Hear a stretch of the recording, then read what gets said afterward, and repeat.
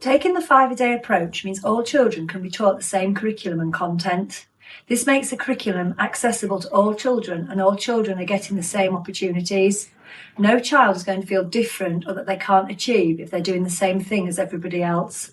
The 5-a-day approach means the children have the support that they need at their level. I think as a teacher, it makes you think about how you're teaching the children or introducing a new concept, and the best way for us to do this.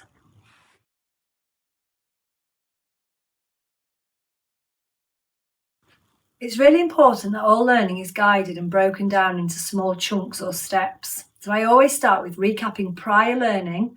This might be through showing them a piece of work that they've recently completed to remind them of what we did, or using the whiteboard to show something that they recognise.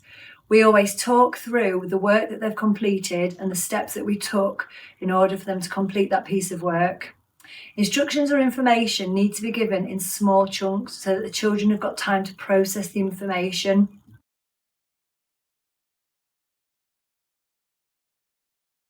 You need to keep going back to previous learning and remembering what we learnt and how we learnt. I often use the phrase, remember when we learnt to do this, and then talk through the steps that we took.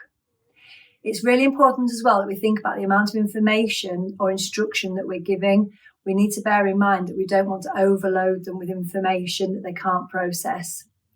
Allowing the children to take a step at a time to think about what you want them to do is really important for them to achieve their end goal.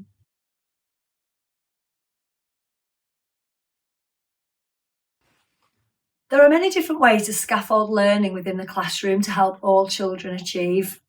So I often use visual aids within the classroom, so with pictures to show the instructions I want the children to follow, or within a checklist that they can tick off as they achieve the different steps. If you show examples of the children's work within a lesson so other children can see what you want them to produce, this will also help build their confidence that they're doing the right thing. Repeating instructions or repeating key language within the session as well is really important. Using visualisers to show the class the children's work as a point of discussion and allowing the children opportunities to share their learning with each other and the approaches they've taken will really help the children see what other children are doing. Lots of modelling is also really important.